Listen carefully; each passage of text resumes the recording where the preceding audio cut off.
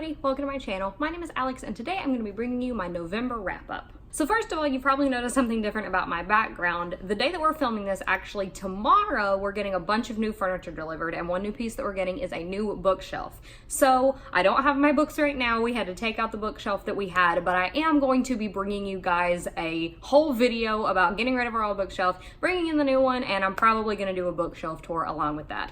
So be looking out for that in the coming weeks. But as of now, just for today's video, we have a blank background, and you guys might notice some of my upcoming videos for December do still have my old bookcase. I did pre-film a few videos, so we're kind of going to be going back and forth between bookcases for a while, but that's okay. Just looking out for a new bookshelf video and a bookshelf tour coming in the next few weeks. Now, I didn't expect November to be that great of a reading month for me, but it turned out to be one of my best reading months, if not my very best reading month of the entire year so far. I wound up finishing 15 books in the month of November. In case you missed it, I have already done a mid-November wrap-up. If you haven't seen it, I will link it in a card up above, and that is where I talked about the first half of the month. So really quickly, I will recap those books for you and then go into a longer description of the books that I read in the second half of the month. So before we get started, if you're new here and you're not already, be sure to go down and hit the subscribe button and the bell icon down below so that you never miss out on any of my content. And without further ado, let's get started. So really quickly, I'm going to give you guys a few stats about all 15 books that I read in November. Then I will quickly list the names and ratings of the books that I read in the first half of the month that I have already discussed, and then we'll get into the rest of the wrap-up. So for some quick stats, first I'll start with genres. I wound up reading 1 nonfiction book, 3 fantasies, 8 contemporaries, 2 historical fictions, and 1 mystery thriller. For age range, I read 6 adult books and 9 YA. And ratings for the month were kind of all over the place, but they were generally good. So I had 3 3.5 stars, 8 4 stars, 2 4.5 stars, and 2 5 stars. So the first book that I read in November was A Curse So Dark and Lonely by Brigid Kemmerer, which I gave a 5 out of 5 stars. Then I read How to Talk So Kids Will Listen and Listen So Kids Will Talk, which I gave a 4 out of 5 stars. Next was Tweet Cute by Emma Lord, which I gave a 4 out of 5 stars. On the Come Up by Angie Thomas, which I gave a 4.5 out of 5 stars. The Fountains of Silence by Ruta Sepetys, which I gave a 4 out of 5 stars. All the Ugly and Wonderful Things by Bryn Greenwood, which I gave a 4.5 out of 5 stars. An American Marriage by Tayari Jones, which I gave a 3.5 out of 5 stars. And Girls of Storm and Shadow by Natasha Young, which I gave a 4 out of 5 stars. So after completing Girls of Storm and Shadow, I did a reread of Far From the Tree by Robin Benway. Now, I have talked about this book a few times on my channel because it's one of my favorite books of all time, but if you don't know what it's about, it essentially follows 3 siblings who were separated at birth. 2 of them were adopted into different families, and the 3rd sibling has stayed in foster care for his entire life. And they grow up, learn about each other, come to meet, and decide to go on a mission to find their birth mother. Now, the first time that I read this book, I read it in physical form, and this time I listened to the audiobook. And I think that both formats work really well. I don't really have a preference one way or the other, but I did enjoy getting to listen to this one on audiobook. I got through it a lot faster that way, and I just loved being back in this world. These characters are so rich and complex, and they work so well together. And one of the things that I really appreciate about this novel is that it is YA, but the characters are on the older end of YA. But I think that everybody can relate to something in this novel. Even for older adults that want to read this, the characters don't feel too juvenile. So even though it is a YA story, it doesn't feel so bogged down by the young adult issues that sometimes we find in YA. So I think that it strikes a really nice balance, and it's great for any audience. So if you haven't picked this one up yet, again, as always, I implore you to do so because it's one of my favorites. So after that, I picked up Out of the Easy by Ruta Sepetys. Out of the Easy is set in the 1950s in the French Quarter of New Orleans, and we follow our main character, 17-year-old Josie. Now, Josie has had a complicated family life. She has never known her father, and her mother is a prostitute that frankly doesn't care that much for Josie. She just wants to get out of New Orleans and go to Hollywood. And Josie really wants to get out of New Orleans. She has her sights set going to college in New England, but she finds herself intrigued by this murder case that has happened in the French Quarter, and things ensue from there. I picked up this novel because it's the last Ruta Sepetys novel that I needed to read to be able to film a backlist breakdown, so expect that in the coming weeks. But I did wind up enjoying this one, but I will say it's probably my least favorite of Ruta Sepetys novels. As always, we get really rich characters that I think we can all relate to, and a really intriguing storyline. The setting was incredible, as it always is, but the majority of Ruta Sepetys novels go into lost stories in time. So we get to learn about historical fiction that maybe we didn't study in school, big events that should be getting more spotlight than they usually do. This novel, I don't feel did that. It felt more just like a standard historical fiction that anybody could have written, and it didn't feel like a classic Ruta Sepetys novel with that hidden history kind of element. So while I did enjoy it, it wasn't my favorite historical fiction, and it wasn't my favorite from Ruta Sepetys. I wound up giving it a 3.5 out of 5 stars. Then after that, it was the Buzzword-a-thon, and this round, the goal was to read books with numbers in the titles, and I wound up only finishing one for the readathon, but that's okay. But that one was The Woman in Cabin 10 by Ruth Ware. The Woman in Cabin 10 follows our main character, Lo, who is an up-and-coming journalist. She kind of finds herself stuck in her career, and she winds up getting a ticket on the maiden voyage of this new luxury cruise ship, and she thinks that reporting on this journey is going to be her breakout moment of her career. But once Lo gets onto this ship, she actually winds up witnessing a woman being thrown overboard, and the staff says that everybody is still accounted for, so Lo is trying to figure out the mystery. Now, this is my second Ruth Ware novel that I've ever read. I started with The Turn of the Key, which I really enjoyed, and I've heard from a lot of people that that is her best novel to date, and I will say that I did enjoy The Woman in Cabin 10, but not as much as The Turn of the Key. I thought that the plotline was really unique, and it definitely kept me wanting more and wanting to figure out the mystery,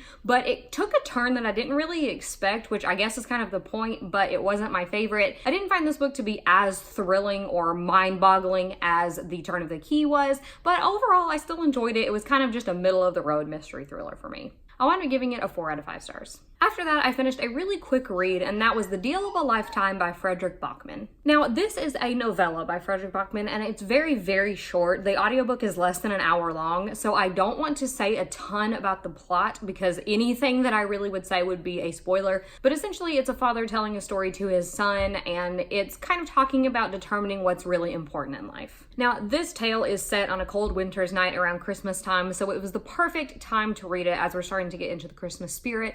Again, I really enjoyed this one from Fredrik Backman. I love everything that he does. He has just a beautiful writing style, and even in a very short story like this, he manages to create really rich characters and a rich storyline and just pull you in. So this one, like I said, is a super quick read. I sped up the audiobook and got through it in about 25 or 30 minutes, so it was really fast, and I'm so glad that I was able to pick it up. I gave this one a 4 out of 5 stars. After that, I finished More Happy Than Not by Adam Silvera. Now, I don't want to say a ton about the synopsis of this. I know that a lot of people have already read and loved it, but the synopsis that I've heard other people give, and even the synopsis that I have given in the past, I think gives away some spoilers. So all I really want to say about this is that it follows our main character, Aaron, and he lives in a world where there is this procedure called Lateo, and it can essentially take away memories that you don't want to remember anymore. Now again, finishing this book brought me up to speed on all of Adam Silvera's works, but I am going to wait to do his backlist breakdown because he has a release coming out in January.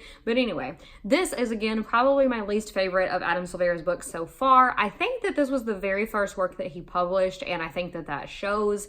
I did enjoy it, but I feel like the first section of the novel fell kind of flat for me. It was really slow, really character driven, and I understand why, and it helped to set up for the twist that comes in the middle of the novel, but it still just bogged the whole experience down for me. Now, one thing that really bothered me, and I don't want to say a ton because I don't want to spoil anything, but one of the characters consistently throughout the novel insists that this other character is gay when he keeps saying that he's straight.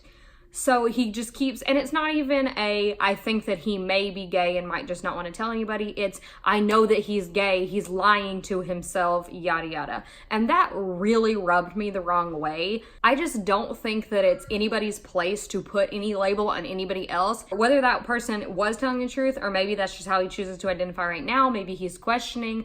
Whatever the case may be, I don't think that it's anybody else's place to say you're lying about the way that you identify, and that was consistent throughout the entire novel, and it totally rubbed me the wrong way. So in general, the second half of this novel was a lot more entertaining than the first half, but overall this one was really just middle of the road for me, and probably my least favorite of Adam Silvera's work so far. Wound up giving it a 3.5 out of 5 stars. Next, I finished up another author's works, so I'm ready for a third backlist breakdown, but the next book that I completed was Us Against You by Fredrik Backman, and this is the sequel and finale to the Beartown duology. Now, I can't say a ton about the plot of this since it is a sequel, but Beartown is centered around a hockey town where that is what the whole town depends on to kind of put them on the map. But one day a girl accuses one of the star players of the hockey team of rape, and it splits the town in two. Now, Us Against You just essentially picks up where Beartown left off, and it leaves the town to deal with the repercussions of what happened in Beartown, and it also mainly follows the rivalry between Beartown's hockey team and the next towns over, Hied, their hockey team.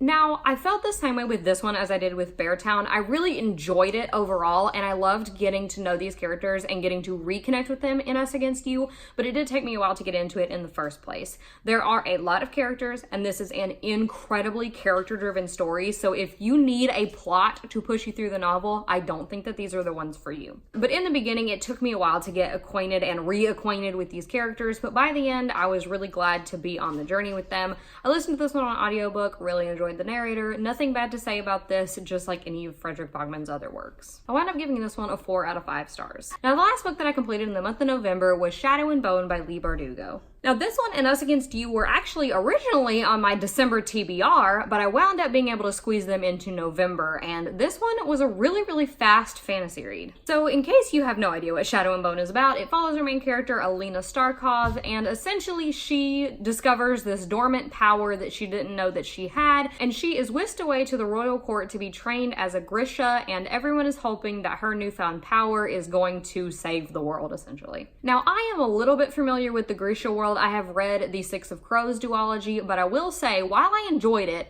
I do now wish that I had read Shadow and Bone before I read that one, and I might go back and do a reread, but I really enjoyed Shadow and Bone. Now, I will say that it didn't completely blow me out of the water. I do think that it was a very solid start to, I think, what's going to wind up being a really intriguing fantasy trilogy, but it's not the most mind-boggling, plot-twisty book that I have ever read. I really enjoyed getting to follow Alina and all of the other characters. I will say I thought that the plot twist was a little bit predictable, but also, I don't want to spoil anything, but I feel like the villain in this, I've heard that a lot of people really like, so I don't know how things are going to turn back around, and I'm really intrigued to continue the trilogy and see where the storyline goes. So overall, I'm definitely going to be making this series a priority as soon as I can get the second book in for my library. I really want to get on it because I just want to know how the storyline turns out. But overall, I felt like this was a really solid start to this fantasy series, and I gave it a 4 out of 5 stars. So that is it for all of the books that I completed in the month of November.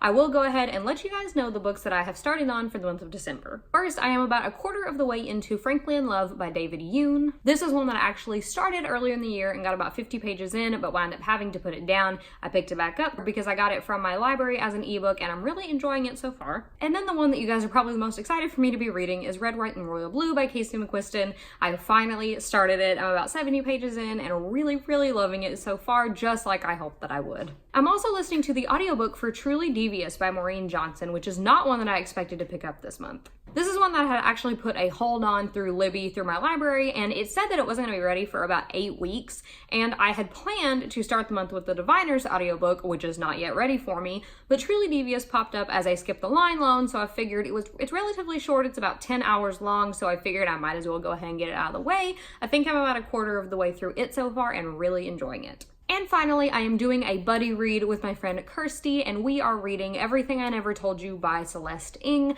I'm just about to start chapter 2, but I'm really enjoying it so far as well, so I will definitely be covering all 4 of these books in my mid-December wrap-up. So that is it for all of the books that I read in November and a sneak peek into December. Let me know your thoughts on these in the comments down below, and let me know your favorite book that you read in November. As always, if you enjoyed today's video, please be sure to give it a big thumbs up, as well as going down and hitting the subscribe button and the bell icon so that you never miss out on any of my content. So until next time, bye!